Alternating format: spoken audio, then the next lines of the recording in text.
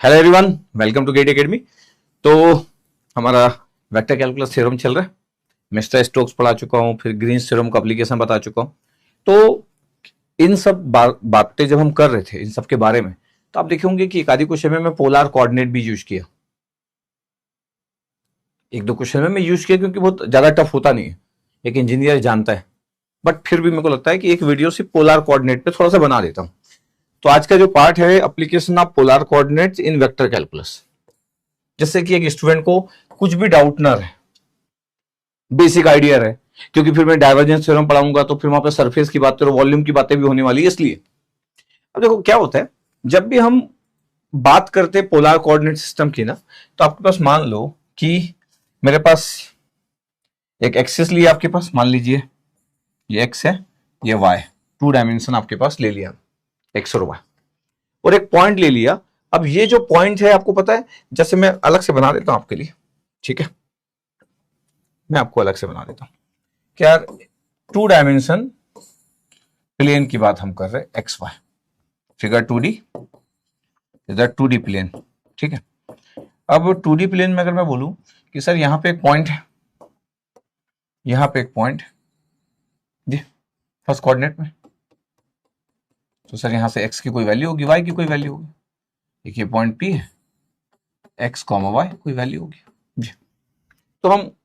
Cartesian coordinate या rectangular coordinate तो जानती है, मतलब एक्स वाई जेड कोऑर्डिनेट,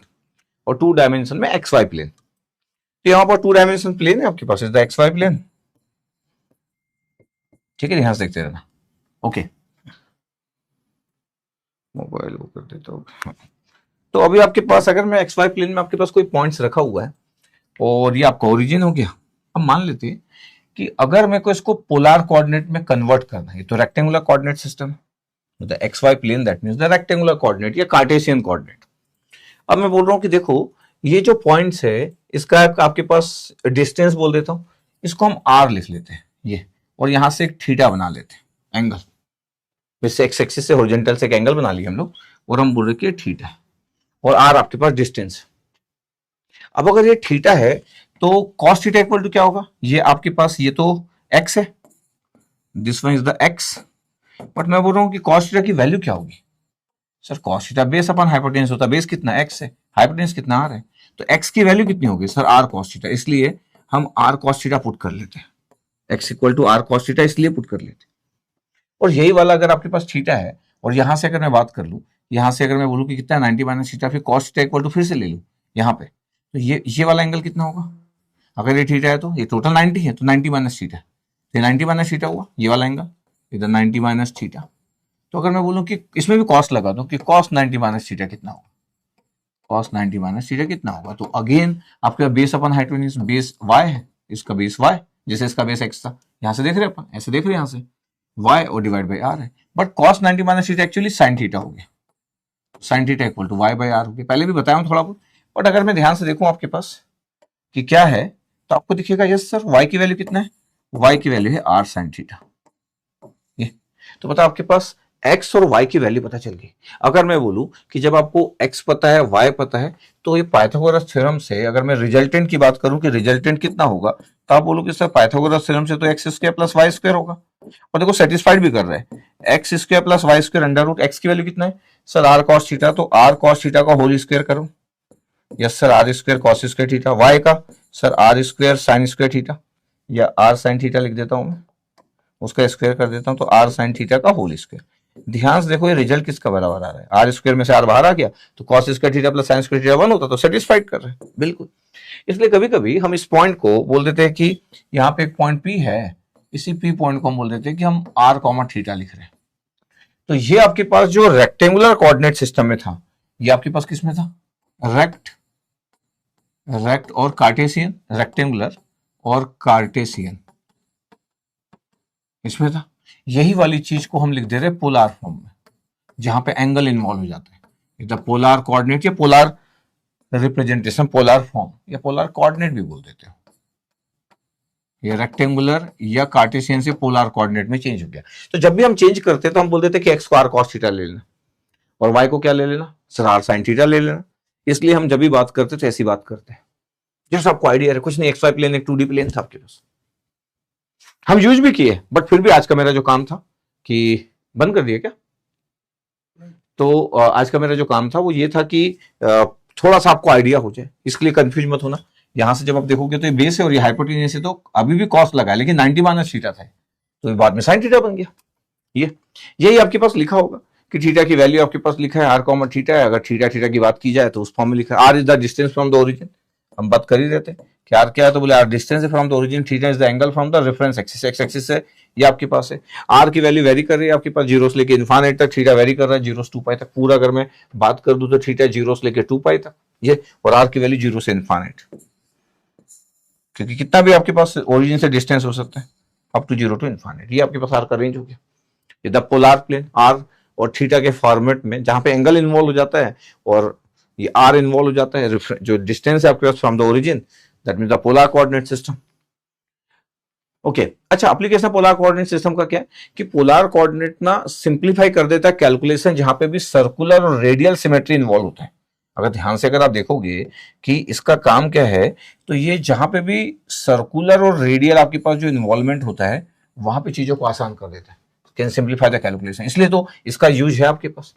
अगर आप हो सकता है आपको ये ना पता हो पोलर कोऑर्डिनेट सिस्टम, तो आप बेसिक मैथ्स में टफ हो जाएंगे। मैं करवाया भी आपको, अगर आपको थोड़ा बहुत भी याद हो पिछले 2-3 क्लास के बारे में, तो आपको याद भी होगा कि मैं पोलर कोऑर्डिनेट यूज भी किया, बोला भी था कि एक आधी अलग से भी क्लास ले लूंगा। बट जहां पे सर्कुलर वाली बात होती है, क्योंकि क्लोज कर्व में बहुत सर्कल सर्कल की बात करते हैं हम लोग, वहां पे अगर कभी सिचुएशन टफ हो जाए तो पोलर कोऑर्डिनेट आपको यूज करते आना चाहिए, अगर सर्कुलर वाली चीजें टफ हो गई तो। क्लोज कर्व में हम तो बात ही करते हैं, हमको तो पता है स्टोक्स थ्योरम और मिस्टर स्टोक्स थ्योरम या ग्रीन थ्योरम की बात करें तो हमारा सी जो है वो क्लोज कर्व है, तो वहां पे आपके पास ये पोलर कोऑर्डिनेट आपके पास यूज किया जा सकता है। अच्छा, फ्लूइड डायनेमिक्स में आपके पास पोलर कोऑर्डिनेट यूज करते हैं मैकेनिकल सिविल वाले लोग, कि जो सर्कुलर पाइप्स होता है, इसका मतलब जो सर्कुलर वाली जो चीजें होती है वहां पे पोलर कोऑर्डिनेट हम बहुत ही अच्छे से यूज करते हैं। या मैं इलेक्ट्रोमैग्नेटिज्म बोलूं, यहां पे भी हम यूज करते हैं electromagnetic fields around the circular और रेडियल ज्योमेट्रिक, ये यहाँ पे ज्योमेट्री यहाँ पे भी होता ही है, और हीट ट्रांसफर में यहाँ पे भी। इसका मतलब है कि जहां जहां पे सर्कुलर और रेडियल वर्ड आता है आपके पास, वहां पे हम पोलर कोऑर्डिनेट को यूज करने की कोशिश करते हैं और हम उसमें एडवांटेज में रहते हैं। ओके सर, जैसे मैं अभी थोड़ी देर पहले जो आपको बता रहा था वो लिखा भी हुआ है कि देखो ये एक्स से वाई है, तो बोले आर कितना होगा under root x square y square, और टेन थीटा अगर करूं तो ये वाई और ये एक्स, तो tan theta equal to y by x, तो थीटा की value tan inverse y by x, अगर मेरे को टेन के फॉर्म में लिखना है तो, और सिर्फ एक्स और वाई के फॉर्म में लिखना। कॉस थीटा लिखूंगा तो एक्स बाई आर हो जाएगा, साइन थीटा लिखूंगा आपके पास यहाँ पे तो वाई बाई आर हो जाएगा। यहाँ पे ध्यान देखा जाए कि अगर मैं बोलूँ कि सर कॉस थीटा लिख रहा हूँ, यहाँ से अगर मैं कॉस थीटा लिख रहा हूँ तो देखो कॉस थीटा कितना हुआ सर, अगर मैं कॉस थीटा लिख रहा हूँ तो बेस अपन हाइपोटेन्यूज तो एक्स बाई आर हो गया, यस, इसका मतलब एक्स की वैल्यू आर कॉस थीटा। अगर मैं बोलूँ कि सर मेरे को ये वाला एंगल यूज करने का मन नहीं है जो आप यूज किया थोड़ी देर पहले, मेरे को इसी को यूज करना, तो ठीक है आप साइन थीटा लिखो। साइन थीटा क्या होता है, साइन थीटा होता है sir perpendicular divide by hypotenuse, तो परपेंडिकुलर डिस्टेंस कितना है इसका वाई, यस सर, तो वाई डिवाइड बाय आर होगा, यस सर, तो वाई बाई आर हो गया, तो वाई की वैल्यू कितनी होगी आर साइन थीटा,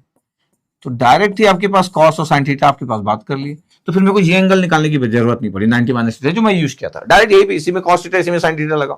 इसलिए x equal to r cos theta y equal to r sine theta लोग यूज करते हैं जब भी पोलर कोऑर्डिनेट की बात करते हैं।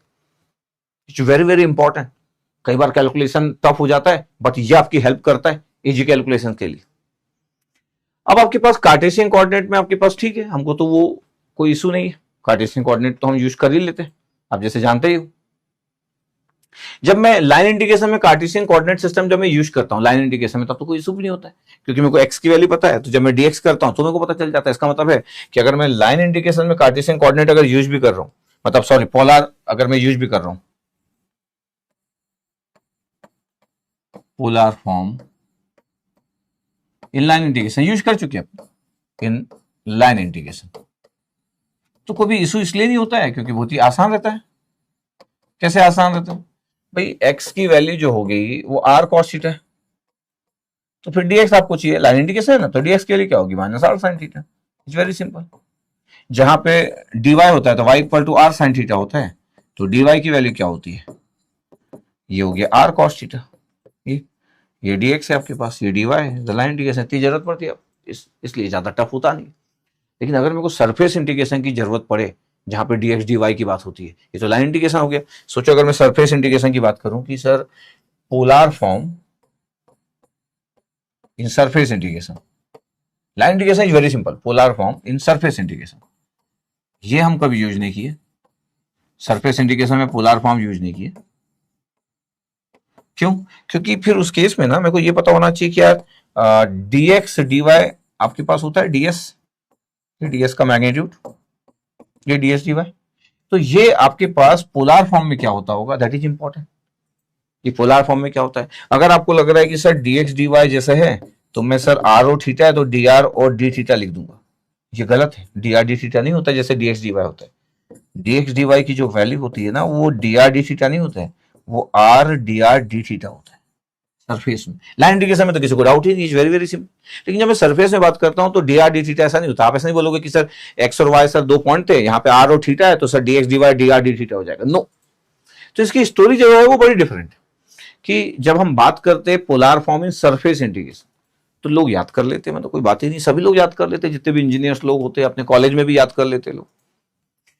तो ये आपके पास है कि ये कोई फंक्शन है और dx dy rectangular coordinate system है, आपको दिख रहा होगा डबल इंटीग्रेशन है, सरफेस इंटीग्रेशन। अगर आप बोलोगे तो बात कर लेते हैं कि सर ये सरफेस इंटीग्रेशन है, this one open surface integration. तो dx dy fx y का तो कोई प्रॉब्लम नहीं था कि f r कॉमा थीटा हो गया, बट dx dy किसमें कन्वर्ट हो गया, is the r dr d theta. जो ये सरफेस था आपके पास, मतलब surface integration dx double integration dx dy, वो देखो da जो होता है एरिया, या ds भी लिख सकता हूँ, r dr d थीटा में कन्वर्ट होता है। तो आप लोग याद कर लेते हैं कि यार हमेशा इसको याद रखो भैया, ज्यादा अपना दिमाग मत लगाओ कि सर डबल इंटीग्रेशन के समय में वो dr d थीटा नहीं होता, r dr d थीटा होता है। बट अगर कभी हम इसके प्रूफ में जाए, क्योंकि जरूरत नहीं पड़ती, लोग याद कर लेते, हर चीज तो कोई प्रूफ नहीं कर सकता। तो ये आपके पास एक x एक थीटा, आपके पास एक आर्क ले लिया अपन, एक सर्कुलर आर्क ले लिया, और ये p आपके पास ये पॉइंट्स हो गया, x y और r आपके पास डिस्टेंस हो गया, तो आप जानते ही। तो अगर मैं बोलूं कि आपके पास पी क्यू आर अगर मैं बना लूं तो यहां तो कोई इशू नहीं, कॉस थीटा आप जानते थे, एक्स बाई आर है, साइन थीटा भी जानते थे, x square plus y square अगर करोगे तो ये भी आएगा। ये सब तो मैं प्रूव कर दिया थोड़ी देर पहले में,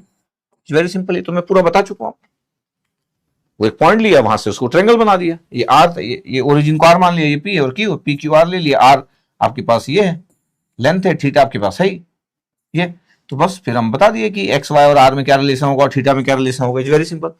बट अगर कभी मेरे को जरूरत पड़ जाए कि सर dx dy क्या होता है, dx dy या ds होता है, ds का मैग्नीट्यूड, ये ds सिंपल ds लिख रहा हूं, वेक्टर नहीं बना रहा, इसका मतलब मैग्नीट्यूड है, da बोलो चाहे ds बोलो। तो ये तो हमको पता है कि भैया रेक्टेंगुलर कोऑर्डिनेट में तो जो डिफरेंशियल सरफेस होता है वो dx dy होता है, इन रेक्टेंगुलर या कार्टेशियन, दोनों की बात है, रेक्टेंगुलर कार्टेशियन। अगर मैं बोलूं कि देखो आपके पास कोई ऐसा आर्क ले लूं मैं और बोलूं कि ये dx है dy है, तो ये अगर मैं बात करूं कि अगर मेरे को यार इतना अगर एरिया चाहिए तो मैं सिर्फ थोड़ा सा एरिया की बात करूं तो इतना आपके पास जो एरिया होगा डिफरेंशियल सरफेस और dx dy होगा। अब अगर मैं कभी बोल दूं आपको कि यार मेरे को ना आर्क की बात करना है, जैसे आर्क में क्या होता है कि सपोज करो अगर मैं यहां पे था, मैं सपोज करो मैं आपके लिए ये बना देता हूं ये, ठीक है। अब क्या है, कभी आप सर्कुलर फॉर्म में अगर कभी कर रहे होंगे तो मैं क्या करता हूं, आपके लिए एक सर्कल बनाता हूं, ज्यादा अच्छा रहेगा, तो आइडिया देता हूं आपको। ये एक सर्कल है, ये आपके पास आर, ये अब ध्यान से देखना, अगर आपके पास मैं थीटा फॉर्म कर रहा हूं, ये थीटा है, इधर थीटा, पता है इस आर्क की वैल्यू कितनी होगी, इस आर्क की वैल्यू कितनी होगी, इस आर्क की वैल्यू देखो, थीटा आपके पास अगर मैं बोलूं थीटा एकदम कम कर दो तो थीटा आर वाली जगह पे आ जाएगा, तो आर्क का लेंथ ही नहीं होगा, इसका आर्क लेंथ, ये इस आर्क का लेंथ है। तो जैसे जैसे आप थीटा बढ़ाते जाओगे तो आर्क ये वैल्यू बढ़ती जाएगी, इस आर्क लेंथ की वैल्यू, थीटा और बढ़ाओगे तो यहां जाएगा, और बढ़ाओगे तो यहां जाएगा, ऐसा आते जाएगा। इसका मतलब इसको बोलते हैं आर्क का लेंथ। थोड़ी सी एक्स्ट्रा बातें कर दे रहा हूं, तो आर्क का लेंथ क्या होता है, आर इंटू थीटा, ये आर्क का लेंथ। जैसे जैसे आप थीटा बढ़ाते जाओगे आर्क का लेंथ बढ़ते जाएगा। अगर सर थीटा 0 हो गया तो फिर आर का लेंथ ही नहीं होगा आपका, यहाँ पॉइंट पे आ जाएगा, जिस जगह पे आर लिखा हुआ है वहीं पे आ जाएगा, जैसे जैसे बढ़ाते जाओगे बढ़ते जाएगा, इसको बोलते हैं आर्क लेंथ। अच्छा, अभी मेरे को बात करना था कि ये आपके पास एक आर था, यहाँ पे आपके पास आर का लेंथ है, आपके पास ले लिए, जो डिफरेंशियल सरफेस बना लिया, डीए लिखा हुआ है, डीएस लिखते हैं नॉर्मली। मैं बोल रहा हूँ कि ये आपके पास जो आर था उसमें थोड़ा सा पार्ट ऐड कर दिया, आपके पास एक्स्ट्रा पार्ट डी आर हो गया, ये आपके पास आर्क हो गया, आर डी थीटा, जो थोड़ी देर पहले बताया था, क्योंकि angle is D theta, is very small angle. तो ये आपके पास जो लेंथ हो गया आपके पास, ये आपके पास अगर ये आर है, डी आर है, पूरा का पूरा length r plus d r हो गया, यहाँ तक आर आपके पास था तो आर प्लस डी आर कर दिया। तो प्रूफ वाली चीजें हमेशा बड़ी डिफरेंट होती है, क्योंकि जब कोई पीएचडी करता है, थीसिस लिखता है, तो प्रूफ वाली चीजें बड़ी मैटर करती है। मैथमेटिक्स तो मैथमेटिक्स है, मैथमेटिक्स तो उसका बहुत लेवल है, आपको तो एप्लीकेशन पढ़ना होता है, कई बार तो आपको पता भी नहीं होता कि ये कहां से आ गया, और इग्नोर भी कर देते, बिकॉज कोई आपसे पूछने वाला भी नहीं है यार कि बताओ कि एक जो डिफरेंशियल सरफेस होता है डीएक्स डीवाई, उसका पोलर फॉर्म में क्या होता है। तो आप चिल्ला दोगे बहुत सारे लोग कि सर आर डी थीटा, तो कोई बोलेगा हाउ, तो हाउ का आंसर तो मेरे को नहीं लगता है कि लोगों के पास रहता है, क्योंकि उसका हाउ का जो आंसर है वो टफ होता है। क्योंकि देखो मेरे को आर्क लेंथ लेना पड़ रहा है, आर्क लेंथ पहले मेरे को बताना पड़ रहा है, फिर मेरे को बताना पड़ रहा है कि देखो ये थीटा था, मैं थोड़ा सा एक और पॉइंट ले लिया, डी थीटा बना लिया। अब मेरे को देखो, मैं आपको दिखाता हूं कि रेडियल डायरेक्शन आर से क्या किया मैं, कि बोला आर को आर प्लस डी आर किया, थीटा को थीटा प्लस डी थीटा किया। अब आपके पास जो सेक्टर आपके पास है, इसका अगर मैं बोलूं कि area of a sector 1/2 r square d theta होता है, इसका एरिया इस सेक्टर का। और एरिया ऑफ सर्कल तो सभी लोग जानते हैं पाई आर स्क्वायर, लेकिन किसी सेक्टर का एरिया ये होता है। अगर मैं एक सर्कुलर फॉर्म में से अगर मैं बोलूं ना कि इसका एरिया कितना होगा, इस वाले का, दिस वन, ये एरिया कितना होगा, ये होता है आपके पास 1/2 आर स्क्वायर डी थीटा। अब अगर मैं बोलूं कि अगर मेरे को आपको फॉर्म करना है यहाँ पे, अगर मेरे को फाइंड आउट करना है, तो फिर ना मैं क्या करूंगा पता, आपके पास जो आउटर वाला जो पार्ट होगा और इनर वाला जो पार्ट होगा, वहां से फाइंड आउट करूंगा। और ये आपके पास पूरा प्रूफ है आपके पास कि ये डिफरेंशियल सरफेस का एरिया कैसे फाइंड आउट होता है, पूरा डिटेल का प्रूफ है। इसमें बोल दिया गया कि डी आर स्मॉल होता है, इसलिए फिर ये आर डी थीटा है। तो ये प्रूफ है, किसी को देखना हो कभी जिंदगी में। हाँ, कोई गेट में आपसे प्रूफ नहीं पूछा, बिकॉज आपको पता होना चाहिए। लेकिन फिर भी अगर मेरे को किसी के लिए सिंपल करना है, तो मैं उसको बोलूंगा देख यार, अच्छा बहुत सारे तरीके हो सकते हैं किसी के लिए आसान करने के तरीके, कि देखो यार ये मैंने एक यहां से था और मैं डी थीटा करके एक पॉइंट ले लिया, स्मॉल एंगल ले लिया, स्मॉल एंगल लिया, ये आर्क का जो लेंथ था, अगर इसको बहुत छोटे पार्ट में डिवाइड कर दिया जाए तो ये रेक्टेंगुलर समान बिहेव करेगा, जो कि आर्क था। आर्क तो बड़े पार्ट में था, ऐसा आर्क है। लेकिन अगर इसको मैं बहुत छोटे पार्ट में डिवाइड कर दूं ना आपके पास, बहुत छोटे पार्ट में, तो फिर ये रेक्टेंगुलर के समान बिहेव करना चालू करेगा, ये वाला इतना। तो देखो आर डी थीटा, ये आर्क की वैल्यू है। छोटा छोटा क्यों, क्योंकि जब मैं बोल रहा था कि मेरे पास ना आर थीटा था, तो थीटा आपके पास एंगल अच्छा खासा एक वैल्यू होगा, लेकिन मैं बहुत स्मॉल थीटा ले रहा हूं, तो डी थीटा लिख रहा हूं, तो आर डी थीटा ये हो गया, और ये स्मॉल आपके पास डी आर हो गया। तो एक्चुअली कैसे बिहेव कर रहा है, जैसे रेक्टेंगुलर। तो ये इसका सरफेस, अगर मैं बोलूं कि इसका सरफेस आपके पास, इसका एरिया कितना हुआ, ये डिफरेंशियल का, ये इसका एरिया कितना हुआ, तो ये रेक्टेंगुलर के समान बिहेव कर रहा है। एज्यूम कर लिया क्योंकि बहुत स्मॉल पोर्शन है, तो ये आर डी थीटा इस आर्क का ये वाला लेंथ हो गया, और ये डी आर ये हो गया, जो एक्स्ट्रा पोर्शन आपके पास बड़ा, तो दोनों को मल्टीप्लाई कर दिए, तो जो शेप है आपके पास उससे रेक्टेंगुलर समान दिख रहा है, तो बेस इंटू हाइट रेक्टेंगुलर का एरिया। तो एरिया क्या हो गया, बेस तो आपका आर डी थीटा हो गया, जो दिख रहा है आर्क के कारण बना, और ये डी आर हो गया। इसलिए डी ए ये बोल दिए कि भैया डी ए या डी एस की वैल्यू को अपन ऐसा लिख देते हैं, डी ए या डी एस, ये हमारे पास आ गया। अगर किसी को इतना ज्यादा डिटेल में नहीं जाना, इज डिटेलिंग,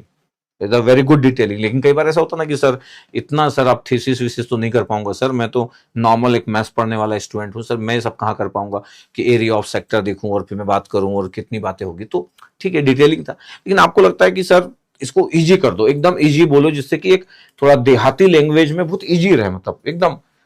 जैसे हम इंजीनियर होते चीजों को थोड़ा समझते। तो मैं बोलूंगा यार देखिए, फिर आसान कर देते। तो फिर क्या है, एज्यूम किए कि जो आर्क है आपके पास, अगर ये आर्क है, ये आपके पास आर है और ये थीटा है, ये थीटा है, तो पता है इस पूरे आर्क की लेंथ कितनी होगी थी बोला था मैं, इस आर्क की लेंथ कितनी होगी बोला था मैं, इस आर्क की लेंथ कितनी होगी,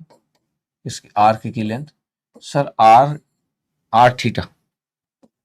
आर इंटू थीटा, ये आर्क की लेंथ होगी, दिस वन। बट अगर मैं बहुत स्मॉल पोर्शन कंसिडर कर दूं, स्मॉल पोर्शन कर दूं तो थीटा को देखो डी थीटा लिया, और स्मॉल पोर्शन इतना कंसिडर कर दिया कि रेक्टेंगुलर के समान, अप्रोक्सीमेटली रेक्टेंगुलर के समान बिहेव कर रहा है, अप्रोक्सीमेटली। तो ये आपके पास जो था, इतना पोर्शन डी आर हो गया, इतना पोर्शन आर डी थीटा हो गया, तो आपके पास एरिया हो गया आर डी थीटा। ठीक है, और अगर आपको लग रहा है कि सर इतना भी मेरे को नहीं सोचना, तो याद कर लो भाई कि आर डी थीटा होता है भाई डिफरेंशियल सरफेस आपके पास। तो एक रेक्टेंगुलर कोऑर्डिनेट से जब आप स्फेरिकल कोऑर्डिनेट, मतलब सरफेस, एक लाइन इंडिकेशन से जब सरफेस इंडिकेशन की बात करते हो, तो इतना आइडिया होना चाहिए। तो आप इस वाले प्रूफ में नहीं जाने की जरूरत है, ये थोड़ा डिटेलिंग प्रूफ था एकदम,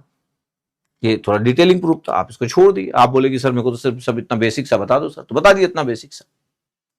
अब देखो आपके पास लाइन इंडिकेशन की जब हम बात करते हैं, तो हमको पता है कि यार ये लाइन इंडिकेशन जब होता है तो हम कैसे सॉल्व करते हैं, तो बोले एक्स को आर कॉस थीटा रिप्लेस कर देते, डीएक्स पता है हमको, ये मैं सॉल्व कर चुका हूँ, वाई आर साइन थीटा होता है, d y r cos theta d theta होता है, और हम पुट कर देते और हमारा सॉल्व हो जाता है फॉर द लाइन इंटीग्रल, ये तो हम कर चुके हैं। लेकिन सरफेस इंटीग्रेशन में क्या है, अगर मैं F dot ds find out कर रहा हूं, तो भैया यहां पे x r cos theta y r sine theta और डीएक्स डीवाई की वैल्यू ये है इंपॉर्टेंट की आर डी थीटा होगा, डीएक्स डीवाई की। अभी यूज भी करूंगा मैं, अभी यूज भी करूंगा, ऐसा नहीं कि ऐसे बता दे रहा हूं बस। अब सोचो कि एग्जाम्पल नंबर 40 है, क्योंकि इस चैप्टर में इतने सारे एग्जाम्पल करवा चुका हूं। क्या 40 आपके पास कि find the value of integral, इसकी वैल्यू फाइंड आउट करना, और ये ऑलरेडी ना पोलार फॉर्म में, पोलार फॉर्म में, मतलब ऐसा क्वेश्चन हो सकता है कि पूरा क्वेश्चन ही पोलार फॉर्म में लिखा है, पोलार फॉर्म में लिखा है, पोलार कोऑर्डिनेट या पोलार फॉर्म में लिखा है, ठीक है भैया। और बोला गया कि where r is the region bounded in the first quadrant between circle r equal to 2, r equal to 2 radius का एक सर्कल है, आर इक्वल टू 4 रेडियस का सर्कल है, और फर्स्ट क्वाड्रेंट होना चाहिए, तो इतना रीजन होना चाहिए। देखो ये दिख रहा है आपके पास, इसका मतलब थीटा की वैल्यू यहां से यहां तक होगी। फर्स्ट क्वाड्रेंट में थीटा 0 से π/2 होता है, यहाँ थीटा 0 है, यहाँ थीटा π/2, 0 से 90 है ना। फर्स्ट अगर ऑक्टेन बोलते या फिर ये फर्स्ट क्वाड्रेंट बोलते तो एक ही बात है, फर्स्ट ऑक्टेन या फर्स्ट क्वाड्रेंट, ये तो 0 से लेके π/2, और आर आपके पास यहाँ दिख रहा है, आर की वैल्यू इस रीजन में 2 से लेके 4 तक वेरी कर रहे हैं। अब मैं बोल रहा हूँ कि मेरे को इसकी वैल्यू फाइंड आउट करना है, तो मेरे पास वेरिएबल में dr है और डी थीटा है। ये तो डायरेक्ट पोलर फॉर्म में पूछा गया आपसे, और बोला गया कि यार मेरे को इस इंटीग्रेशन की वैल्यू चाहिए, तो थीटा याद रखिएगा कि फर्स्ट कोऑर्डिनेट में है, फर्स्ट क्वाड्रेंट या फर्स्ट ऑक्टेंट, थीटा 0 से π/2 है, तो थीटा की वैल्यू 0 से π/2 है। आर की वैल्यू कितना है, बोले आर की वैल्यू 2 सर्कल के बीच में 2 से 4। ये कहां से आ गया, अरे फंक्शन दिया था, ये तो हमको क्वेश्चन ही दिया हुआ है कि भैया इसका इंटीग्रेशन की वैल्यू बताओ, तो r³ sin 2 theta dr d theta, ये तो क्वेश्चन ही पूछा गया। तो भैया अब मेरे को पता है कि r और थीटा आपके पास है, तो r का इंटीग्रेशन आपके पास कर लोगे, r की पावर 4/4 होगा, और 2 से 4 पुट कर दोगे। sin 2 थीटा का इंटीग्रेशन अगर आपके पास करना है तो बाद में कर लो, पहले इसको सॉल्व कर लो। वैसे तो दोनों डिपेंड नहीं कर रहा है, थीटा अलग है, r है, फंक्शन आप एक दूसरे पे डिपेंडेंट तो है नहीं, तो एक बार में भी कर सकते थे। sin 2 थीटा का इंटीग्रेशन कितना होगा, तो sin 2 थीटा आपके पास, ये देखो बाद में सॉल्व किया गया कि sin 2 theta minus cos 2 theta divide by 2 होगा, 0 से लेके π/2 पुट कर, 0 से लेके π/2 पुट किया आपके पास, तो आंसर फाइनली 60 आया। आप इससे भी कम स्टेप में भी सॉल्व कर सकते थे, इतना सारा ज्यादा स्टेप ले लिया, मतलब आप यहीं पे यही सॉल्व कर सकते थे कि सर ये तो पूरा सॉल्यूशन ज्यादा इतना पूरा डिटेल किया, यही भी कर सकते थे कि सर r की वैल्यू r की पावर 4/4 है, बिल्कुल सही है, और लिमिट कितना है sir, upper limit 4 lower limit 2, अच्छा एक दूसरे पे डिपेंडेंट नहीं है इसलिए कोई प्रॉब्लम नहीं है। और sin 2 थीटा का इंटीग्रेशन कितना होगा सर, माइनस cos 2 थीटा, तो minus cos 2 theta divide by 2, हाँ, और लिमिट कितना सर, लिमिट सर π/2 और 0 सर, ये इतना आपके पास। और जब इसको सॉल्व करते हैं, ये तो पूरा सॉल्यूशन है, एक ही स्टेप में भी सॉल्व हो जाता था, तो सॉल्व हो जाता आपके पास, तो आंसर कितना आता है आपके पास 60, ये 60 आंसर आ गया। It's very simple. तो मैं जस्ट बता रहा था कि कभी हो सकता है कि आपके पास इंटीग्रेशन पोलार फॉर्म में हो, तो ये तो हो गया डायरेक्ट इंटीग्रेशन की पोलार फॉर्म में, लेकिन हमारा कोई क्वेश्चन तो ऐसा हो सकता है कि हमको जरूरत पड़ जाए। जैसे सपोज करो मेरे को ये वाला बोला गया कि find the value of integral ये और वेयर सर्कल, अच्छा इसको मैं किससे सॉल्व कर सकता हूँ सर, ये तो फॉर्मेट है सर, किसका फॉर्मेट है, देखिए ध्यान से सर, ये देखिए सर, ये क्लोज है, सर्कल है तो क्लोज है, इसलिए मेरे को पता चल गया। और सर ये तो phi dx plus psi dy का फॉर्मेट है, यस सर, यही है फॉर्मेट। तो सर फाई की वैल्यू कितना होगा सर, फाई dx है तो फाई की वैल्यू माइनस y होगा, साई की वैल्यू कितना होगा सर, साई की वैल्यू x होगा। अब आपको पता है कि ग्रीन्स थ्योरम के अकॉर्डिंग ये सरफेस इंटीग्रेशन हो जाता है, open surface integration del psi by del x होता है, बिल्कुल सर ग्रीन्स थ्योरम पढ़ के आ रहे हैं, del phi by del y होता है, और dx dy होता है, यही हम तो जानते इतना। तो del psi by del x कितना होगा, तो बोले del psi by del x की जो वैल्यू होगी सर वो 1 होगी, और del phi by del y कितना होगा, तो del phi by del y की जो वैल्यू होगी वो -1 होगी। इसका मतलब है कि यहाँ पे वैल्यू कितना आ गया 1 - 1, तो 2 आ गया, तो 2 बाहर आ गया, और ये सरफेस इंटीग्रेशन dx dy हो गया। अच्छा मेरे को अब इसका एरिया पता है, इसलिए बड़ा आराम से निकल जाएगा, एरिया ऑफ सर्कल भी को सर्कल मेरे को पता है, तो एरिया ऑफ सर्कल कितना होता है πr², और r की वैल्यू 1 है, तो आंसर कितना हो गया 2 पाई। ये देखो बिना कोऑर्डिनेट सिस्टम के सॉल्व हो जाएगा, बिकॉज वी नो दैट। अच्छा ये तो हम सिंपली सॉल्व कर लिए, मेरे को कोई पोलर कोऑर्डिनेट की जरूरत नहीं, because it's very very simple ना, सीधे एरिया आ गया तो फिर बहुत आसान है। बट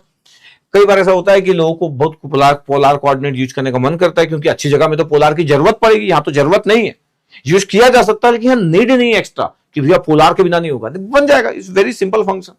देखिए अगर मैं पोलर कोऑर्डिनेट यूज करता तो क्या करता sir, x square cos theta लिखता, वाई स्क्वायर साइन थीटा लिखता, थीटा की वैल्यू 0 से 2 पाई लेता, और आर की वैल्यू 0 से 1 लिखता, एक्स की वैल्यू कॉस थीटा, अगर आर की वैल्यू 1 है, ये रेडियस की वैल्यू 1 है तो आर की वैल्यू 1 पुट कर दिया, तो एक्स की वैल्यू कॉस थीटा, तो डीएक्स कितना हो गया माइनस साइन थीटा, डीवाई कितना हो गया कॉस थीटा, ये आपके पास हो गया। तो मैं डायरेक्ट ही एक्स डीवाई पुट कर दिया, और माइनस वाई डीएक्स पहले भी सॉल्व कराया हूं, और फिर उसके बाद ये कॉस का थीटा साइन का थीटा 1 आ गया, लिमिट पुट कर दी 0 से 2 पाई, सिंपली सॉल्व हो गया और 2 पाई आंसर आ गया। ऐसा नहीं कि मेरा से नहीं आता, मेरा अपने आप भी आ जाता, क्योंकि ग्रीन थ्योरम जानते हैं ना हम लोग, ये तो हम जानते ही, ये according to GT Green theorem, green colour से ग्रीन थ्योरम, तो हम वैसे भी जानते हैं, बट आपको एप्लीकेशन इसलिए आना चाहिए क्योंकि जब आपको जरूरत होती है तब ये बहुत हेल्प करेगा। अब सपोज करो ये आपके पास, अब इसमें तो हम फिर तो ये तो टफ सिचुएशन हो जाएगी। अगर मैं बोलूंगा मेरे को रेक्टेंगुलर में सॉल्व करना है तो मेरी तो जान निकल जाएगी। इस इंटीग्रेशन में वो भी सरफेस इंटीग्रेशन निकालना है मेरे को, इसमें तो जान निकल जाएगी। तो फिर ना जब जान निकलने की बारी आती है तब ये बहुत हेल्प करता है। वैसे कभी कभी समझ नहीं आता है कि इतना यूजफुल होगा। अब देखो यहाँ पे sine x square y square d x d y, मेरे को इसका सरफेस इंटीग्रेशन निकालना है। और आर कितना, x square plus y square less than equal to 1। इसका मतलब सर्कल का इक्वेशन है ये circle x square plus y square less than equal to 1, मतलब 1 और से कम, मतलब 0 से लेकर 1 तक के बीच में एक सर्कल है जिसका रेडियस 1 है। दिख भी रहा होगा आपके पास सर्कल, ये इसका मेरे को सरफेस इंटीग्रेशन डबल इंटीग्रेशन निकालना, मतलब सरफेस इंटीग्रेशन निकालना है। एक सर्कल का ओपन सरफेस इंटीग्रेशन निकालना, ये दिख भी रहा है आपको। अब अगर मैं इसको निकालने जाऊं कि सर फिर मैं क्या एज्यूम करूं सर, कैसे करूं सर, फिर मैं तो फिर भैया मेरे को फिर रिप्लेस करना पड़ेगा वाई स्क्वायर को, फिर उस तरीके से रिप्लेस करना पड़ेगा। तो रेक्टेंगुलर कोऑर्डिनेट में सॉल्व किया जा सकता है, किसी को बहुत गजब का मैथ्स आता तो किया जा सकता है, बट ये बनाया इसलिए गया है कि भैया आप प्रॉब्लम में हो तो आप पोलर फॉर्म को यूज करना सीखो। तो भैया x square plus y square r square, dx dy कितना होता है, बोले sir r d r d theta होता है, क्योंकि मेरे को सरफेस इंटीग्रेशन ही निकालना है। तो पता है अब यहाँ पे थीटा कितना वेरी करेगा सर, 0 से आपके पास थीटा की जो वैल्यू आर की वैल्यू 0 से 1 हो गई, और थीटा की वैल्यू आपके पास लेस देन इक्वल टू 1 है। आपके पास x square plus y square less than equal to 1, ये रेडियस आपके पास गिवन है। अब मैं बोल रहा हूँ कि sine x square plus y square है तो आर स्क्वायर हो गया, ये 4 जबरदस्ती बाहर कर दिया, नहीं तो ये 0 से लेके 2 पाई था थीटा की value. Sine x square plus y square sine r square हो गया। इसको लिखने की जरूरत ही नहीं थी। कैसे, हम इसी को लिख देते हैं यार, आई की वैल्यू। जब आप सॉल्यूशन कैसे लेते हो ना, मतलब मेरी टीम जब लेती है तो फिर वो क्या जैसा बुक में रहता है उसको ले लेते हैं। थीटा की वैल्यू 0 से 2 पाई हम जानते हैं, तो आप कंफ्यूज हो जाओगे। अब 2 पाई को मैं बाहर निकाल के 4 निकाल दूं और पाई बाई 2 कर दूं जैसा इसमें किया, इट्स ओके, दे दो इसे। अब आर की वैल्यू कितना है, बोले आर की वैल्यू सर 0 से 1, रेडियस इज 1, तो आर की वैल्यू 0 से 1। फिर ये sine x square plus y square है तो कितना हो गया सर साइन आर स्क्वायर ये, और डी एक्स डी वाई कितना होता है are d r d theta, the are d r d theta, ये आपके पास लिखो। अब देखो ध्यान से, मैं आर स्क्वायर को टी ले लिया क्योंकि साइन के साथ आर स्क्वायर था। अब आर स्क्वायर को अगर टी ले लिया तो 2 are d r D D T हो गया, तो आर डी आर की वैल्यू कितना हो गया डी टी बाई 2 हो गया। ये इंटीग्रेशन की वैल्यू अगर मैं फोर्स को हटा दूं तो 2 पाई हो जाएगा ना, अगर मैं इसको काट दूं तो ये पाई बाई 2 की जगह 2 पाई हो जाएगा। तो डोंट वरी फॉर दैट, काट दिया पाई बाई 2 को, 4 और पाई बाई 2 इतना इंटीग्रेशन आपको सिखा चुका हूं। अब थीटा की वैल्यू तो ये टी की वैल्यू 0 से 1 है, तो sine t d t by 2 आ गया, डी टी आ गया। Sine t d t equal to 0 था, साइन टी का इंटीग्रेशन माइनस कॉस टी हो गया, 0 to 1 पुट कर दिए। और ये आपके पास बार बार काट के मैं जो पाई बाई 2 है इसको 2 पाई लिख रहा हूँ, क्योंकि इतना इंटीग्रेशन आता है तो लोग ऐसा कर भी सकते हैं, लेकिन मैं काट दिया 2 पाई लिख दे रहा हूँ। यहाँ पे आपके पास कॉस टी था, इसको भी काट दिया आपके पास, ये भी 2 पाई लिखा, इसको भी काट दिया। अब अगर ध्यान से देखा जाए कि अगर इसको मैं काट के अगर 2 पाई लिख रहा हूँ मैं आपके लिए, मतलब लिखा सब सही था, तो ये आपके पास हो गया। ये cos 1 आपके पास ये हो गया और इतना हमारे पास ये आ गया। अब देखो ये तो कांस्टेंट वैल्यू आ गई, cos 0 तो 1 होता है, तो 1 माइनस cos 1 आ गया। cos 1 मतलब तो रेडियन वैल्यू है, 1 की वैल्यू पुट की है। अब थीटा की वैल्यू आपके पास अगर -2 नहीं होता तो 2 पाई पुट करते। इसका मतलब ये हो गया कि ये नहीं होता तो ये पाई बाई 2 की जगह 2 पाई होता, और ये आपके पास ये नहीं होता तो पाई बाई 2 की जगह 2 पाई होता।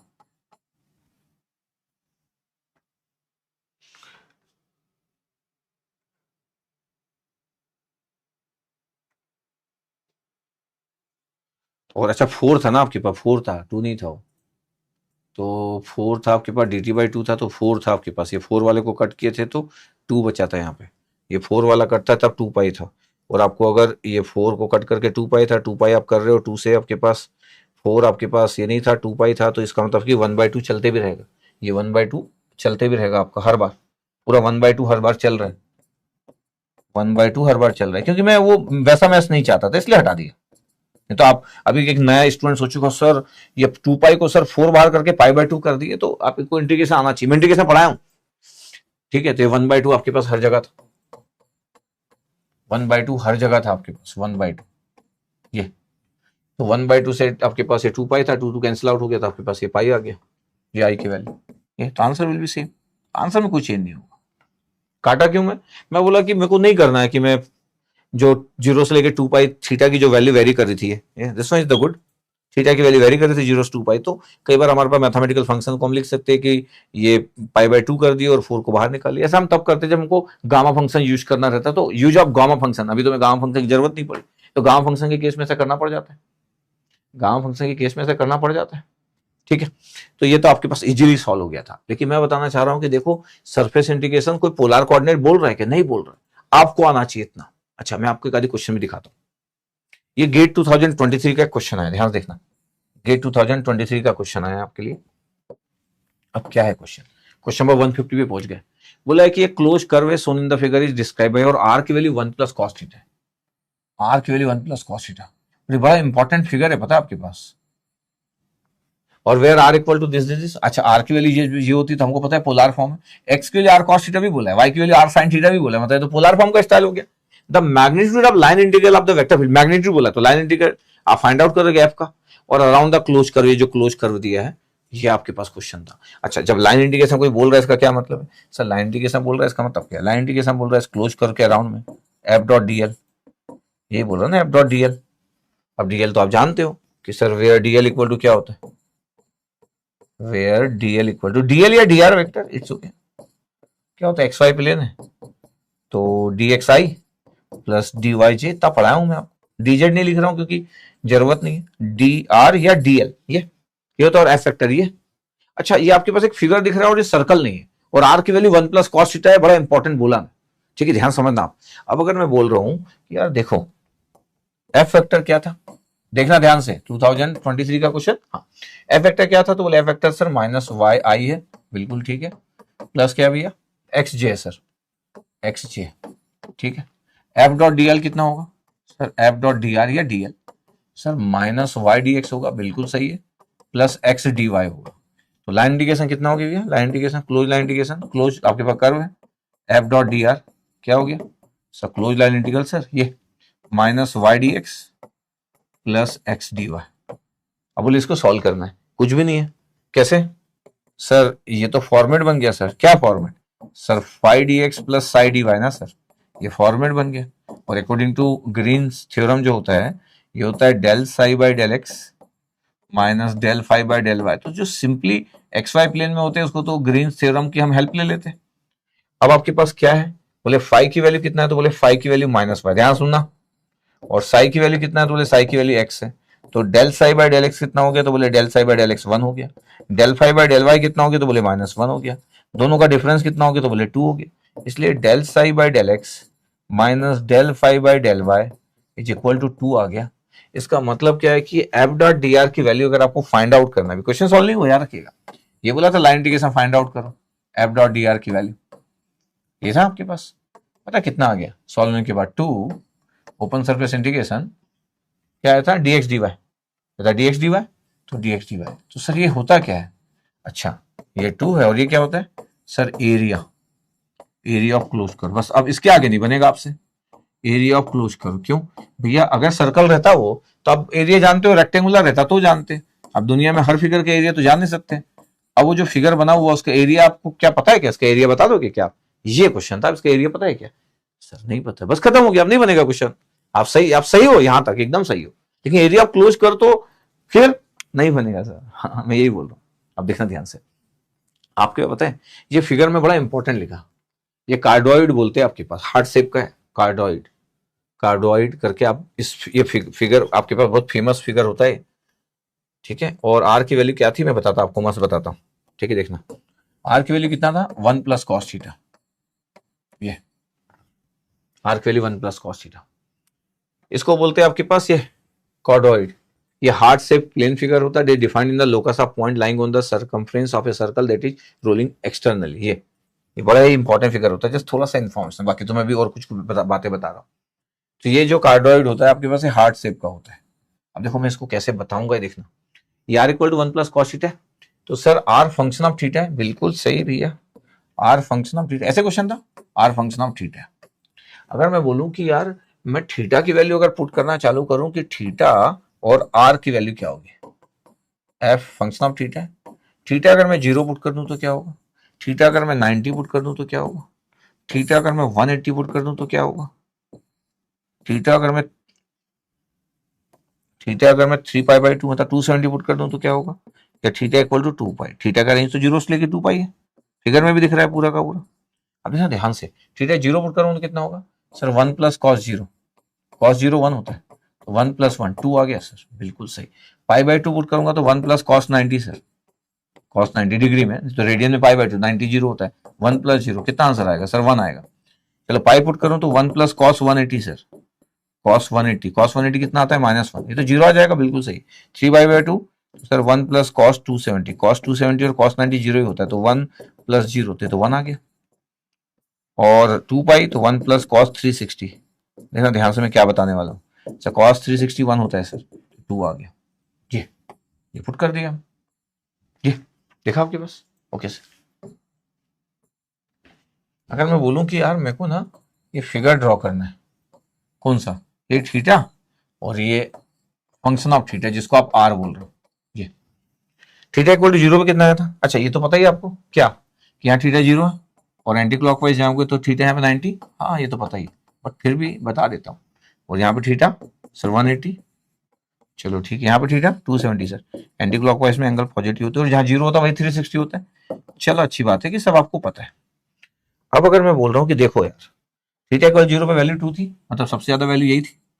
फिर आपके थीटा इक्वल टू 90 पे 1 था, फिर जीरो आ गया, मतलब आपके पास ऐसा फिगर बनेगा ये, दिस वन, ये आ गया आपके पास, यहाँ पे वैल्यू 1 है, यहाँ पे वैल्यू 2 है, पता है यहाँ पे 2 है, यहाँ पे 1 है, और ये जीरो आ गया।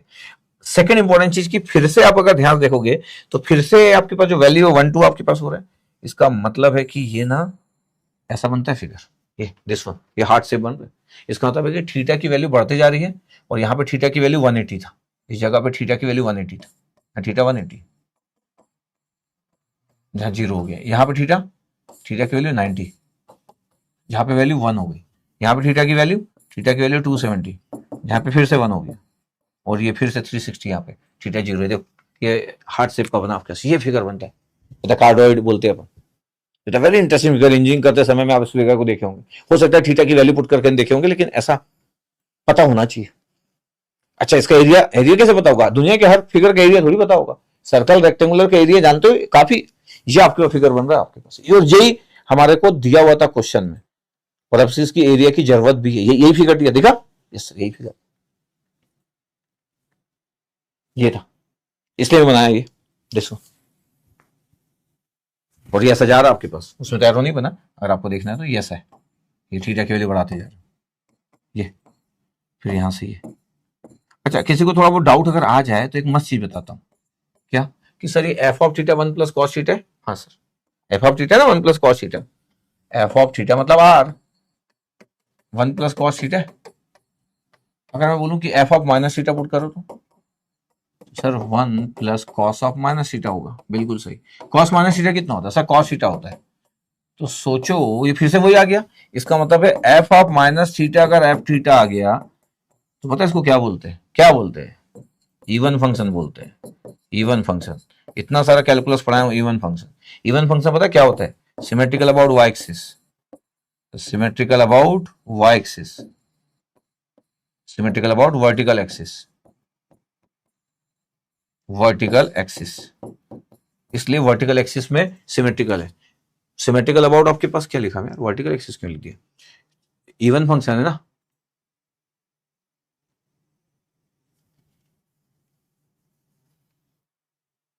जीरो से लेकर 2 पाई पुट किया ना,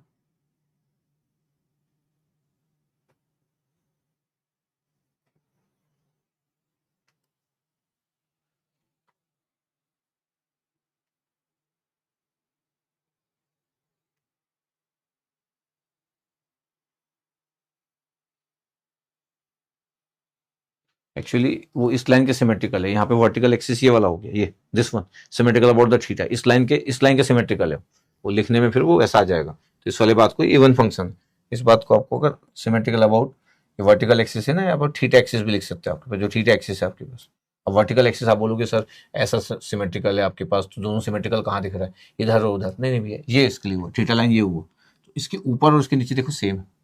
इसके ऊपर और इसके नीचे सेम है, तो अगर आपको डाउट आ जाए तो अपन क्या कर सकते हैं कि ये इवन फंक्शन बस मैं आपको बताया है ना, आप इससे कंफ्यूज मत होना, नहीं तो पता चला आप इसी से कंफ्यूज होगे, sir F of minus theta की वैल्यू एफ ऑफ थीटा है सर, तो ये तो इवन फंक्शन हो गया, बिल्कुल सही बात है, तो सर फिर ये एफ ऑफ थीटा का जो फिगर होगा वही मैं बता रहा था, जस्ट क्लियर दिस वन। अच्छा अभी क्वेश्चन सॉल्व नहीं हुआ अपना, क्वेश्चन मतलब क्वेश्चन सॉल्व नहीं होगा, बोल तो दिया ना, 2 इंटू एरिया ऑफ क्लोज करो, अरे 2 इंटू एरिया ऑफ क्लोज करो, तो मेरे को एरिया चाहिए क्लोज करो का, क्या चाहिए, एरिया चाहिए क्लोज करो का, ठीक। और थीटा की वैल्यू 0 से लेके 2 पाई तक की पूरे फिगर में। तो अगर मेरे को ये चाहिए तो क्या होगा पता है आपके पास, एरिया। अब ना मेरे को अगर ये चाहिए तो मैं 2 तो था बाहर, अब आपके पास पता है थीटा की वैल्यू 0 से लेके 2 पाई है, ध्यान देखना, और आर की वैल्यू 0 से लेके, आर की वैल्यू अगर मैं देखूं कि आर की वैल्यू 0 से लेके कितना था 1 प्लस कॉस थीटा, ये आर की मिनिमम वैल्यू, आर मिनिमम, ये तो आर मिनिमम और ये फंक्शन ऑफ थीटा है, ये तो r minimum, minimum value of r 0 है, इतना पॉसिबल आर की मिनिमम वैल्यू, ये टेबल भी बना रहा था, आर की मिनिमम वैल्यू आपके पास 0, तो आर की मिनिमम वैल्यू कितना रेंज में आर वेरी कर रहा था, बोले 0 से लेके आपके पास 1 प्लस कॉस थीटा, क्योंकि आर फंक्शन ऑफ थीटा है। जब एक फंक्शन दूसरे पे डिपेंडेंट रहता है तो ऐसा सॉल्व करते हैं हम लोग, कैसे सॉल्व करते हैं, ऐसा सॉल्व करते हैं, क्योंकि ये जो आर है वो थीटा पे डिपेंडेंट है। अब आपके पास क्या डीएक्स डीवाई, तो डीएक्स डीवाई क्या होगा sir, r d r d theta, बिल्कुल सही, ये होता है आपके पास, ये था डीएक्स डीवाई, ये इंपॉर्टेंट है। अगर ये ना पता हो तो फिर आप फिर कुछ नहीं कर सकते, इसलिए आपको क्लियर रहना चाहिए कि यार मेरे को ना कब कौन सी चीज की जरूरत पड़ जाएगी पूरा पता होना चाहिए, अगर आपको बेस्ट स्टूडेंट बनना है तो, अगर बहुत अच्छा स्टूडेंट बनना है तो। अब मैं इसकी वैल्यू निकालने की कोशिश करता हूँ कि ठीक है सर इसकी वैल्यू निकाल लेते हैं अपन, क्या वैल्यू निकलेगी इसकी, सर इसकी वैल्यू अगर मेरे को फाइंड आउट करना है, आई की वैल्यू लिख देता हूं, फाइंड आउट करना है तो ये 2 बाहर था, ये 2 बाहर है, थीटा की वैल्यू 0 से लेके 2 पाई था, और आर की वैल्यू मिनिमम से लेके, आर की मिनिमम वैल्यू 0 ही है, मैक्सिमम 2 नहीं पुट कर देंगे, थीटा पे डिपेंडेंट है, 1 प्लस कॉस थीटा है ना, इंटीग्रेशन आपको आना चाहिए, डीएक्स डीवाई कितना हो गया, are d r d theta, इतना ही था। तो पहले पता है डी आर वाला इंटीग्रेशन करेंगे और फिर थीटा का, क्योंकि आर फंक्शन ऑफ थीटा है। तो अब क्या होगा, आई की वैल्यू 2 तो बाहर है, थीटा 0 से लेके 2 पाई, उसको रहने दो। अब क्या हुआ, आर का इंटीग्रेशन जब किए तो आर स्क्वायर बाय 2 हुआ, आर स्क्वायर बाय 2 हो गया, 2 से 2 कैंसिल आउट करूंगा अलग बात है, और ये 1 प्लस कॉस थीटा, और ये 0। अगर मैं बोलूं कि यार ये 2 को पहले निपटा दूं कि बाहर वाले 2 से निपटा दो, फिर वापस आ जाते हैं, सर ये तो डी थीटा हो गया। अब थीटा की वैल्यू 0 से लेके 2 पाई, बाहर का 2 कैंसिल आउट हो चुका है, नीचे वाले से 1 प्लस कॉस थीटा का स्क्वायर आ जाएगा, 1 प्लस कॉस थीटा का होल स्क्वायर, और डी थीटा, इतना ही आ रहा है आपके पास, यस सर। तो आई की वैल्यू कितना हो गया सर, 1 प्लस कॉस थीटा का स्क्वायर, थीटा की वैल्यू 0 से लेके 2 पाई है, तो कितना हुआ सर, ए प्लस बी का square, 1 plus cos square theta plus 2 cos theta, sir 2 cos theta, ये 3 टर्म्स आ गया आपके पास, और डी थीटा,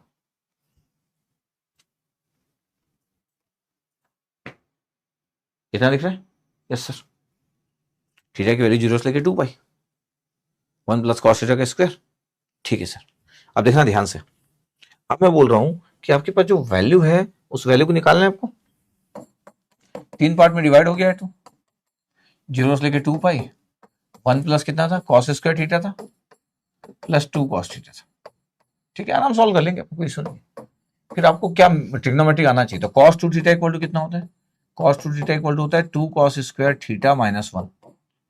और होता है cos 2 theta equal to 1 minus 2 sine square theta. ये सब बहुत बेसिक मैथ्स का पार्ट होता है एक इंजीनियर के लिए। आपको कॉस स्क्वायर थीटा की वैल्यू कितनी मिल रही है यहाँ से, सर कॉस स्क्वायर थीटा मिल रहा है 1 plus cos 2 theta divide by 2, ये मिल रहा है आपके पास इस वाले टर्म्स में। अच्छा, तो आई की वैल्यू कितना हो गया, आई की वैल्यू हो गया थीटा इक्वल टू 0 से लेके 2 पाई, 1 तो था ही, प्लस कॉस स्क्वायर थीटा की वैल्यू कितनी होगी 1 plus cos 2 theta divide by 2, plus 2 cos theta, इतना, डी थीटा तो चल ही रहा था। तो कांस्टेंट वाला टर्म कितना आ गया 1 बाई 2 प्लस 1, सर 3 बाई 2 आ रहा है सर, 3 बाई 2 पहला टर्म, 3 बाई 2 डी थीटा, दूसरा टर्म कितना आ रहा है थीटा इक्वल टू 0 से लेके 2 pi cos 2 theta divide by 2। अगर आपका अच्छा मैथ्स है तो आप तुरंत भी आंसर बता सकते हो, और फिर भी मैं पूरा लिखूंगा थीटा इक्वल टू 0 से 2 पाई, और ये आपके पास आ गया 2 कॉस थीटा डी थीटा। अगर आप अच्छा मैथ्स जानते हो, मैं बोल ही रहा था, अगर आप अच्छा मैथ्स जानते हो तो आप बोल दो कि सर ये आंसर 0 हो जाएगा, ये आंसर 0। कोई बोल सकता सर हाउ, अरे कॉस 2 थीटा को अगर मैं इंटीग्रेट कर रहा हूं तो साइन 2 थीटा डिवाइड बाई 2 आएगा तो 4 हो जाएगा। साइन 2 थीटा में अगर 0 से 2 पाई कुछ भी पुट करो 0, कॉस थीटा का इंटीग्रेशन करूंगा अगर मैं तो कितना आएगा साइन थीटा 0 से 2 पाई पुट करूंगा 0। इसलिए यहां और यहां पे तो आंसर आपके पास ये हो गया। अब आपके पास कितना हो गया 3 पाई बाई 2 और डी थीटा का थीटा, और लिमिट पुट कर दो 0 से लेके 2 पाई। जैसे 2 पाई पुट किया तो 3 बाई 2 इंटू 2 पाई, अर्थात 3 पाई आंसर आ गया। 3 पाई आंसर। अब 3 पाई में अगर न्यूमेरिकल आंसर टाइप बोला था तो 3 पाई के लिए कैलकुलेट अगर करना है तो मैं कैलकुलेट कर लेता हूँ भैया। कैलकुलेशन अगर न्यूमेरिकल आंसर टाइप में करना है तो 3 इंटू 3.14 9.42 आ रहा है। इसका मतलब है कि एग्जाम में आपको 9.42 पुट करना था, ये 9.42। ऐसे क्वेश्चन एक स्टूडेंट डर जाता है, 9.42 पुट करना था ये, और 2 डेसिमल प्लेसेस बोला था। क्योंकि एक तो हम कई बार इसका शेप नहीं जानते कि ये हार्ट शेप है, कार्डोइड का फिगर है आपके पास, और थीटा की वैल्यू, अच्छा यहाँ पे तो ऐसे फिगर बना दिए गए, यहाँ तो बताया नहीं गया, एक्स और वाई लिख दिया गया, जबकि यहाँ पे किसी को आइडिया ना हो तो उसको पता ही ना चले कि थीटा यहाँ 0 है, यहाँ पे थीटा की वैल्यू 90 उसको पता भी ना चले, थीटा की वैल्यू यहाँ पे 90, यहाँ पे थीटा की वैल्यू 180, कहाँ किसी को पता चलेगा अगर आप अच्छा नॉलेज नहीं रखते हो तो। और ये थीटा बढ़ते जा रहा है, और ये मैग्नीट्यूड जो सबसे ज्यादा था वो कम होते जा रहा है, कम होते होते होते होते होते 0 हो गया। फिर आपके पास 180 से पुट करो तो 270, यहाँ पे थीटा इक्वल टू 270, ये फिर ऐसा आपके पास आ रहा है ये दिस, ये कार्डोइड कैसा शेप बनता है, और 360 में फिर से सेम जगह पे चला जाएगा, ये 360 में फिर से सेम जगह पे चला गया, ये कार्डोइड का शेप। इसका एरिया चाहिए था, तो एरिया थोड़ी हर फिगर का आपको पता होता है, तो फिर आपको पोलर कोऑर्डिनेट आना चाहिए, भले चाहे ग्रीन थ्योरम भी लगा ली, सब कर ली अपना, लेकिन फंस गए एक जगह पे कि भाई मैं डीएक्स डीवाई जानता हूं, एरिया होता है क्लोज कर्व का, लेकिन मैं आंसर कैसे दूं। तो मेरे को अगर आर और थीटा को हैंडल करना नहीं आता तो ऑलवेज रिमेंबर, ये कल भी आपको मिल सकता है, 2040 में कोई इस वीडियो को देख रहा होगा उसको मिल सकता है, 2030 में मिल सकता है, कि कार्डोइड के फिगर को कभी कोई यूज कर रहा है, उसका एरिया अगर आपको निकालना है, दिस द स्टाइल। अच्छा 2 बाहर था क्योंकि एरिया इंटू 2 था, बट डीएक्स डीवाई का कैलकुलेशन दिस वन, कि आर की वैल्यू जीरो से लेके मिनिमम वैल्यू से लेके जो भी फंक्शन है वहां तक जाएगा। ऐसा नहीं हो सकता कि मिनिमम से मैक्सिमम पुट करके 2 पुट कर दिए, अरे भैया आर जो है वो फंक्शन ऑफ थीटा है, तो जो पहले आपके पास डिपेंडेंट रहता पहले उसको सॉल्व करते और फिर जो इंडिपेंडेंट रहता उसको सॉल्व करते। इसलिए इंटीग्रेशन का जो स्टाइल है this one is very very important, इसलिए इंटीग्रेशन सही आना चाहिए आपको हमेशा, और थोड़ा सा मैथमेटिकल फॉर्मेट। यहां पे डरने की जरूरत नहीं, cos 2 थीटा का integration sin 2 theta divide by 2, पहले से 2 था तो 4 आ जाएगा, sin 2 थीटा में 0 से लेके 2 पाई पुट करो, sin 2 थीटा में 2 पाई पुट करोगे 0 आएगा, 0 पुट करोगे 0 आएगा, cos थीटा का इंटीग्रेशन sin थीटा, उसमें भी हो गया अभी। अब देखो आपके पास एक और बस क्वेश्चन ले लेता हूं, इसका लास्ट क्वेश्चन, कि एक आपके पास ये गेट का क्वेश्चन नहीं है, लेकिन ऐसा क्वेश्चन अगर आपके पास रहेगा कि एक सी जो है इनसर्कल रीजन है between x square plus y square equal to 1 और x square plus y square equal to 9 in positive sense, क्या मतलब हुआ, इसका मतलब ये हुआ कि एक ही सर्कल है और दूसरा सर्कल ये है,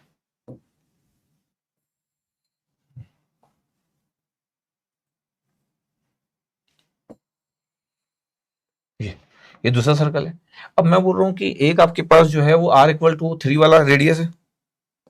पर ध्यान से अगर आप देखोगे तो एक आपके पास जो है वो आर इक्वल टू 1 वाला है, यस सर, ये एक आपके पास जो है वो आर इक्वल टू कितना है 9, मतलब आर इक्वल टू 3, ये। अब पॉजिटिव सेंस बोल रहा है तो आउटर सर्कल का जो डायरेक्शन रहना चाहिए वो एंटी क्लॉकवाइज रहना चाहिए। अगर आप पूरा में से पढ़ रहे हो तो इतना तो मेरे को लगता है कि आपके पास एक अच्छा खासा आइडिया जनरेट हो गया होगा कि यस सर आउटर सर्कल का आपके पास ये होगा, जिसको ये एंटी क्लॉकवाइज डायरेक्शन, इनसाइड का कैसा भी रहे। और आपको पता है कि अगर मैं बोल रहा हूँ कि मेरे को अगर चाहिए इसके बीच का ये जो इन सर्कल हो रहा है, तो इन सर्कल कौन सा रीजन हो रहा होगा, ये वाला, ये इन सर्कल ये वाला रीजन हो रहा होगा, ये क्लोज पाथ, ये यही आपके पास क्लोज बाउंड्री, ये जो डॉटेड डॉटेड डॉटेड कर रहा हूं मैं, ये यही है आपके पास, यस सर यही है, यही है। पहले भी बताया, क्वेश्चन सॉल्व किए थे तो इसका एरिया भी बताया हूं कि पाई आर स्क्वायर में आर क्या होता है आपके पास, आउटर रेडियस और इनर रेडियस का स्क्वायर करके डिफरेंस करते तो एरिया निकलता जी। अगर मेरे को कोई इसका एरिया बोले तो मेरे को एरिया लिखने में प्रॉब्लम नहीं है, लेकिन इसका अगर मेरे को कोई बोले कि इस रिंग का एरिया अगर आपको चाहिए तो एरिया मैं बता सकता हूँ, लेकिन क्या क्वेश्चन सॉल्व करने के बाद सच में एरिया वाला आएगा ये देखना इंटरेस्टिंग होगा। पाई R2 का स्क्वायर माइनस R1 का स्क्वायर, ये आउटर और इनर आपको अगर याद होगा तो पाई R2 का स्क्वायर मतलब 3 का स्क्वायर 9 और R1 1 का स्क्वायर, ये तो कितना आ गया पता आपके पास 8 पाई, ये एरिया है। लेकिन इसका मतलब नहीं है कि ये आंसर का पार्ट बनने वाला है, तो जस्ट एरिया बताया कि इस रिंग का एरिया आपके पास ये। अभी क्वेश्चन पे आ जाते हैं यार, क्वेश्चन क्या है, ये आपके पास जो है ये तो क्लोज कर्व है, सी इज अ क्लोज कर्व, तो ये फॉर्मेट आप बोल सकते हो कि सर ये फॉर्मेट तो सर वही है, क्या ये क्लोज कर्व है, सी को देखने के बाद पता चल गया था क्लोज कर्व है, तो 5dx plus psi d y, मतलब ग्रीन थ्योरम हम यूज कर सकते हैं, यस। तो फाई की वैल्यू कितना है, फाई की वैल्यू है 2x माइनस वाई क्यूब, और साई की वैल्यू कितना है xy। तो अगर मैं बोलूं कि यार del psi by del x कितना होगा, मतलब वो सर वाई होगा, और del phi by del y, del phi by del y का रिजल्ट कितना होगा, तो बोले सर -3y²। अच्छा हाँ, तो अगर मैं बोलूं कि according to Green theorem, according to GT कितना रिजल्ट हुआ इसका, अकॉर्डिंग टू जीटी सर ये ओपन सरफेस इंटीग्रेशन हुआ del psi by del x. अच्छा क्लोज सरफेस इंटीग्रेशन अभी आएगा जब आप डाइवर्जेंस गॉस डाइवर्जेंस थ्योरम की बात करोगे तब आएगा, ऐसा नहीं कि नहीं आएगा। तो देखते हैं अब इसका रिजल्ट क्या आएगा बोल रहे, तो इसका रिजल्ट आया del psi by del x किया तो वाई आ गया, और माइनस तो 3y² हो गया, तो y प्लस 3y² आ रहा है सर ये, और ये dx dy। अब आपको कितना भी अच्छा रेक्टेंगुलर आता परेशान हो जाओगे, क्योंकि फिर y को रिप्लेस करोगे किससे रिप्लेस करोगे, सर्कल वाली इक्वेशन से कि x² प्लस y, लेकिन दो दो इक्वेशन देखो जरा ध्यान से, अब कैसे होगा। इसलिए हमको क्लियर रहना चाहिए,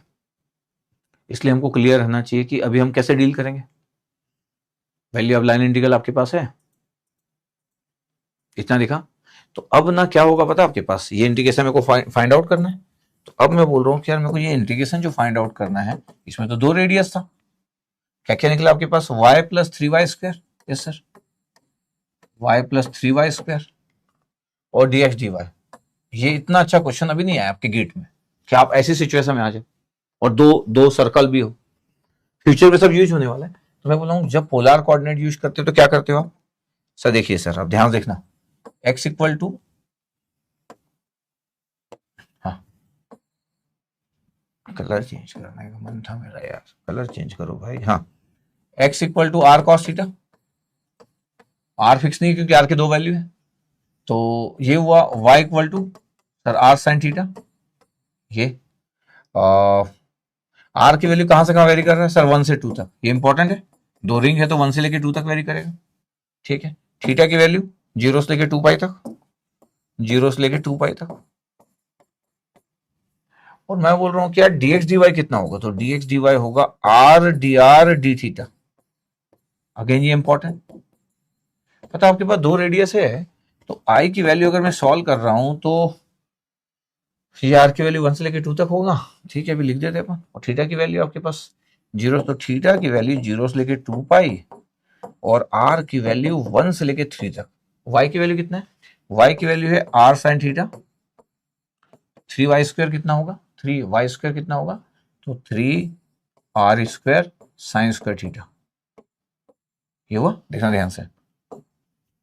y², और dx dy कितना हो गया r dr d थीटा, मतलब ये r भी अंदर जाएगा, अभी r अभी अंदर जाएगा, इसका मतलब है कि कैलकुलेशन तो करेंगे अपन 0 से लेके 2 पाई, r की वैल्यू 1 से लेके 3 है, r जब अंदर गया तो r² साइन थीटा हो गया पहला टर्म, दूसरा टर्म क्या हो गया सर 3r³ हो गया भैया, 3r³ साइन स्क्वायर थीटा, ये और बचा कितना dr d थीटा, ये तो पता है अब आपके पास क्या हो गया, इसकी वैल्यू में कुछ चाहिए निकाल ले, इसकी वैल्यू देखना ध्यान से। तो मैं बोल रहा हूं कि i की वैल्यू दो पार्ट्स में डिवाइड कर देते यार, थीटा की वैल्यू 0 से लेके 2 पाई, r की वैल्यू 1 से लेके 3, ठीक है, और r² साइन थीटा कर लेते हैं अपन पहले, r² sine theta dr d theta, अंदर r तो जा चुका था, एक और इंटीग्रेशन थीटा इक्वल टू 0 से लेके 2 पाई, और r की वैल्यू 1 से लेके 3 तक, अब क्या बचा सर 3r³, हाँ 3r³ साइन स्क्वायर थीटा, ये एक साथ लिख लिया, नहीं तो अलग अलग भी कर सकता था। अब सर थीटा अलग है और आपके पास सर r, तो r का इंटीग्रेशन तो सर r³/3 हो गया, बिल्कुल सही है, लिमिट लिमिट से अपर लिमिट 3 लोअर लिमिट 1, और साइन थीटा का integration sir minus cos theta, और लिमिट 0 से 2 पाई, इतना आ रहा है। यहाँ पे भी आपके पास अगर मैं बोलूँ तो कितना आ जाएगा 3/4 आ जाएगा, और r की पावर 4 और लिमिट 3 और ये 1, अब आपके पास इतना आ गया। अब थीटा की वैल्यू कितना हो गया 0 से लेके 2 पाई, साइन स्क्वायर थीटा कितना आ जाएगा 1 minus cos 2 theta divide by 2, sine square theta की वैल्यू थोड़ी देर पहले दिखा रहा था मैं अभी आपको, ध्यान से देखना। अब मैं बोलूं कि यार पता है ये पहला वाला इंटीग्रेशन 0 हो गया, क्यों 0 हो गया, क्योंकि cos 2 पाई पुट करोगे तो 1 आ जाएगा, -1 था, और फिर 0 पुट करोगे तो फिर आ जाएगा, upper limit lower limit put करोगे तो, वैसे भी साइन थीटा जो होता है ना, ये 0 से लेके 2 पाई में इसका टोटल एरिया 0 ही होता है, ये पाई है ये 2 पाई है, इतना थोड़ा कभी कभी हम वैसा सोचते नहीं है, लेकिन 0 से 2 पाई में साइन थीटा का एरिया 0 ही होता है, ये एरिया ही तो है इंटीग्रेशन, तो 0 आना ही है। बट अगर नहीं ऐसा सोचते हो तो ये कॉस थीटा है, इसमें आपको लगता है कि कैसे आ गया सर, तो मैं पुट कर देता हूँ, 2 पाई पुट करो तो माइनस कॉस 2 पाई, फिर लोअर लिमिट माइनस, तो पहले से माइनस है तो प्लस कॉस 0। ध्यान से देखो कॉस 2 पाई भी 1 होता है, माइनस तो है ही, तो -1 और कॉस 0 1 होता है तो 1 हो गया। कितना आंसर आ गया 0, इसलिए इसका आंसर 0 है। तो पहला इंटीग्रेशन है 0। अब मैं दूसरे इंटीग्रेशन पे हूं। क्या दूसरा इंटीग्रेशन मेरे पास 3/4 है, r की पावर यार 3 की पावर 4 है, -1 की पावर 4, और ये 1/2 भी है, 1/2 भी है। अब ये आ गया थीटा, और ये कॉस 2 थीटा का फिर से आ गया sine 2 theta divide by 2, limit 0 से लेके 2 पाई। तो पहला आंसर तो 0 आ चुका है, बचा है दूसरा आंसर। तो अब है आपके पास क्या क्या सर, 3/4 था, 3 की पावर 4 करेंगे तो कितना आएगा, 3 × 9 27, 81 सर, 81 - 1, ठीक है। और सर 1/2, और सर थीटा की जगह 2 पाई पुट करेंगे तो 2 पाई आ जाएगा सर, और साइन 2 थीटा वाला 0 आ जाएगा, बस इतना ही बचेगा। तो बताओ आई की वैल्यू कितना आ रहा है, 3/4 ब्रैकेट में 80, फिर 1/2 से तो पाई मल्टीप्लाई हुआ तो इतना आ गया, 4 से मल्टीप्लाई किया 80 तो ये 20 आ गया, और 20 × 3 60 पाई आ रहा है। कभी कभी कैलकुलेशन में मिस्टेक भी हो सकता है, ऐसा नहीं कि नहीं हो सकता, तो चेक कर लो, 60 पाई आ रहा है। कमेंट्स में बता देना कभी गलत अगर हो जाता कभी कभी मैं फटाफट सॉल्व करता हूँ। 60 पाई इज आंसर। ये तो आपका ये बेसिक मैथ्स बहुत अच्छा होना चाहिए, कंसेप्ट अच्छा पता है, अच्छी बात है, लेकिन अगर बेसिक मैथमेटिकल फॉर्मेट आपके पास अच्छा नहीं है, आप ये सब में सोच पढ़ देते हो कि साइंस स्क्वायर थीटा 1 - cos 2 थीटा/2 होगा, इसमें अगर आपको इतने जल्दी नहीं आता, तो ये आपका बेसिक मैथ्स है यार, ये बेसिक मैथ्स आपका अच्छा होना चाहिए। इसलिए मैं सबको बोलता हूं कि शुरू के 3 सब्जेक्ट में मैथ्स पढ़ लो, आप कोई भी ब्रांच के हो, आप हमेशा एडवांटेज में रहेंगे, द बेसिक मैथ्स। तो ठीक है, इस टाइप का फ्यूचर में इस टाइप का क्वेश्चन आ सकता है आपके पास कि 2 आपके पास रेडी सर्कल दिए हुए थे और आपको जरूरत भी पड़ गई सरफेस इंटीग्रेशन की, तो ऐसा क्वेश्चन अभी प्रेजेंट के स्टेटस में था तो नहीं था, प्रेजेंट के स्टेटस में, ठीक है, पॉजिटिव डिस्टेंस बोला था तो एंटी क्लॉकवाइज, चलिए इसकी जरूरत नहीं पड़ी, बाकी एरिया ये सही है, लेकिन ये तब होता जब मेरा फंक्शन इतना आसान होता कि सीधे ही क्वेश्चन सॉल्व होके क्या आ जाता पता आपके पास, सीधे ही ये 1 आ जाता पूरा और ये dx dy आ जाता, तो फिर तुम्हें एरिया लिख ही देता ना 8 पाई, और 8 पाई आंसर हो जाता, लेकिन मेरे पास तो फंक्शन आया था, फिर मेरे को तो सॉल्व करना पड़ेगा भाई साहब ये सब कुछ, तब जाके आंसर आया। देखा आपको इतना, it's very good question, answer आ गया आपके पास। कितना आंसर आ गया 60 पाई, 16 × 3.14 जो भी आता है वो करना एग्जाम में, ये तो एग्जाम का क्वेश्चन नहीं, लेकिन मैं ऐसा फ्रेम किया तो ये आपके पास है, कंप्लीट हुआ। तो इतना आपको आइडिया होना चाहिए कि यार dx dy जो होता है वो r d थीटा होता है, तो दिस वन इज इंपॉर्टेंट। इसके लिए मैं आज की क्लास थोड़ी सी रख लिया, थोड़ा सा रिकॉर्डिंग कर दिया कि यार आप कभी डरे ना, आपको किसी को बताने की जरूरत भी नहीं, आप बोल सकते हैं कि वी नो दैट, लोग याद रखते हैं, मैं थोड़ा सा बता दिया, आर्क लेके थोड़ा सा आर्क लेंथ का कंसेप्ट थोड़ा सा यूज किया। मेरे को पता है कि कभी कभी जब हम प्रूफ में जाते हैं और mathematical proof sometimes very complicated, very tough, but फिर भी मेरा काम है छोटी छोटी बातों को आपसे शेयर करना, ठीक है। तो आपको पोलार फॉर्म का आइडिया हो गया, पहले भी था लेकिन मेरे को लगा था कि एक पोलार फॉर्म का एक आइडिया पे बेस बातें कर दो, अच्छा यूज पता होना चाहिए, और यूज करना ना करना आपकी चॉइस है, लेकिन जब मजबूरी आ गई तब आपकी चॉइस नहीं है, तब तो इसके बिना हिलेगा नहीं क्वेश्चन। जैसे यही कार्डोइड वाला जो क्वेश्चन था, हार्ट शेप का जो था, आपको एरिया चाहिए था, एरिया थोड़ी कार्डोइड का आप जानते हैं। अब ऐसे बहुत सारे शेप के एरिया पता भी किए जा सकते हैं, लेकिन यही थोड़ी काम बचा जिंदगी में। आपको एक स्क्वायर का एरिया पता है, आपको एक सर्कल का एरिया पता है, काफी है यार, एक ट्रायंगल का एरिया पता है, काफी है इतना, ठीक है। चलो, तो आज का सेशन बड़ा छोटा सेशन था, जस्ट पोलार फॉर्म का कैसे यूज हो सकता है इस बेसिस पे मैं बात किया आपको कि वेक्टर कैलकुलस में क्या है। अब आगे आने वाली क्लासेस में अपन मिलेंगे, तब बात करेंगे। आई होप आपको ये वाली क्लास बड़ी जल्दी खत्म भी हो गई और आपको अच्छे से समझ भी आया होगा कि कैसे सोचना है, कब मैथमेटिकल फॉर्मेट। तो आज की क्लास में कंसेप्चुअल ज्यादा नहीं था, थोड़ा एप्लीकेशन था कि पोलार फॉर्म को अच्छे से यूज करना सीखो। ओके, चलो, ओके, थैंक यू।